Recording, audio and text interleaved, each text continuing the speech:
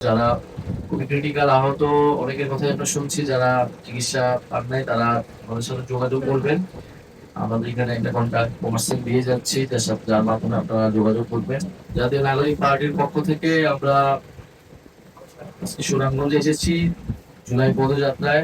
আমরা জানি যারা আহত যোদ্ধা রয়েছেন, দীর্ঘদিন ধরে আমরা কষ্টের মধ্যে দিয়ে আছেন, শারীরিক যন্ত্রণার মধ্যে দিয়ে আছেন, শহীদ পরিবারের সমস্যার মধ্যে দিয়ে আছেন। আমরা সব জায়গায় যাচ্ছি, আপনাদের সমস্যাগুলো শুনছি এবং আমাদের জায়গা থেকে আমরা এগুলো নিয়ে ঢাকায় যখন যাব তখন আমরা এই কাজ করব। যারা খুবই ক্রিটিক্যাল আহত অনেকের কথাই আমরা শুনছি, যারা চিকিৎসা পান নাই তারা আমাদের সাথে যোগাযোগ করবেন।